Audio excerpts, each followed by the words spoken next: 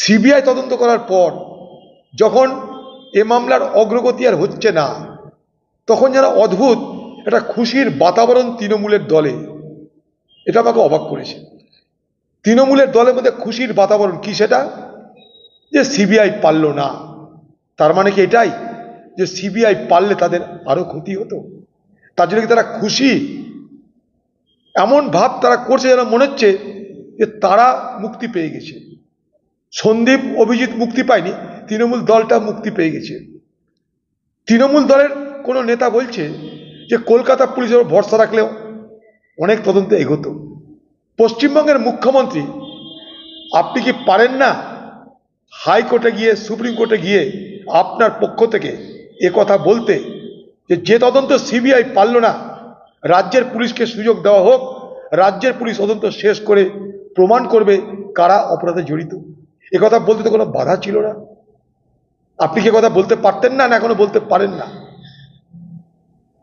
আপনার এই নিশ্চুপতা, আরজিকর কাণ্ড নিয়ে যেন যা হবার হয়ে গেছে, আর কোনো কথা নেই, যা হবার হলে বা ছাড়ো, ওটা নিয়ে আর ভাবার সময় নেই। এই যে মানসিকতা, আমি এই মানসিকতার নিন্দা করছি। পশ্চিমবঙ্গের মুখ্যমন্ত্রী আরজিকর কাণ্ডকে নিয়ে যে মিছিলটা করেছিলেন, সেটা ছিল একটা নাটক। আজ আপনি আরজিকর কাণ্ডে সিবিআই তদন্তের ব্যর্থতায় আপনি নিশ্চয়ই খুশি বা সন্তোষ প্রকাশ করছেন, যেটা আপনার দলের নেতা কর্মীদের, প্রবক্তাদের কথাবার্তায় প্রতিদিন প্রমাণিত হচ্ছে। নিজের দেন, খুব ভালো খবর এটা আমার কাছে। দেখুন, আমি একটা কথা বলতে চাই। মনে করুন দিল্লির আরুষি হত্যাকাণ্ড, মনে আছে আপনাদের? তালোয়ার পরিবারের একটা মেয়ে, আরুষি তালোয়ার, সে খুন হয়ে গেছিল। সিবিআই সেই খুনের পর তদন্ত করে করে বলল আমরা কিছু পেলাম না, যাকে বলে ক্লোজার রিপোর্ট দিয়ে দিল।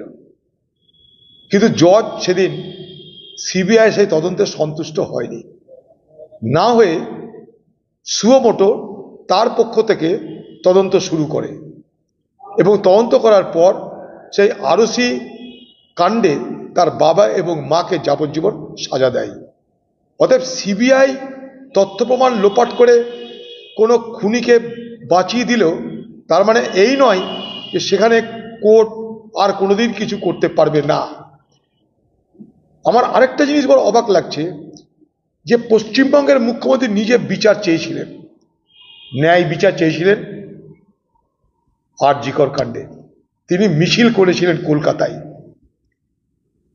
তিনি ডাক্তারদের আন্দোলন উপস্থিত হয়ে ভরসা দিয়েছিলেন, মানুষকে বলেছিলেন একজনটাকে ধরেছি, 7 দিনের মধ্যে আরো 5টা ধরে দেব।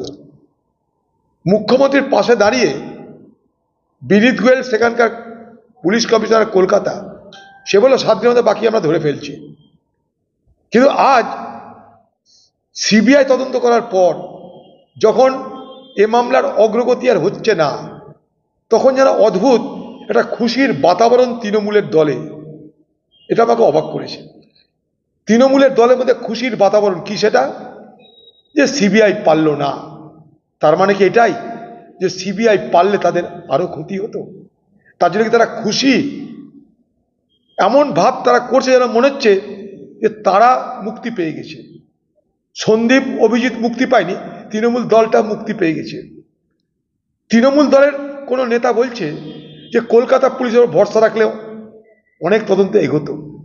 পশ্চিমবঙ্গের মুখ্যমন্ত্রী, আপনি কি পারেন না হাইকোর্টে গিয়ে, সুপ্রিম কোর্টে গিয়ে আপনার পক্ষ থেকে কথা বলতে যে তদন্ত সিবিআই পারল না, রাজ্যের পুলিশকে সুযোগ দেওয়া হোক, রাজ্যের পুলিশ তদন্ত শেষ করে প্রমাণ করবে কারা অপরাধে জড়িত? কথা বলতে তো কোনো বাধা ছিল না। আপনি কি কথা বলতে পারতেন না, না এখনো বলতে পারেন না? আপনার এই নিশ্চুপতা, আরজিকর কাণ্ড নিয়ে যেন যা হবার হয়ে গেছে, আর কোনো কথা নেই, যা হবার হলে বা ছাড়ো, ওটা নিয়ে আর ভাবার সময় নেই। এই যে মানসিকতা, আমি এই মানসিকতার নিন্দা করছি। পশ্চিমবঙ্গের মুখ্যমন্ত্রী আরজিকর কাণ্ডকে নিয়ে যে মিছিলটা করেছিলেন, সেটা ছিল একটা নাটক। আজ আপনি আরজিকর কাণ্ডে সিবিআই তদন্তের ব্যর্থতায় আপনি নিশ্চয়ই খুশি বা সন্তোষ প্রকাশ করছেন, যেটা আপনার দলের নেতা কর্মীদের প্রবক্তাদের কথাবার্তায় প্রতিদিন প্রমাণিত হচ্ছে।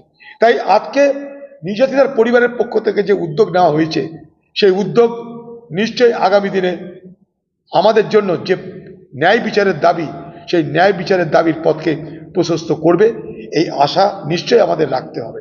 কারণ আবার বলছি, আরসি কাণ্ডে মনে করে দেখুন, সিবিআই ক্লোজার রিপোর্ট দেওয়ার পরেও কিন্তু কোর্ট ছেড়ে কথা বলেনি। তাই কোর্টের ভূমিকা এখনো শেষ হয়ে যায়নি।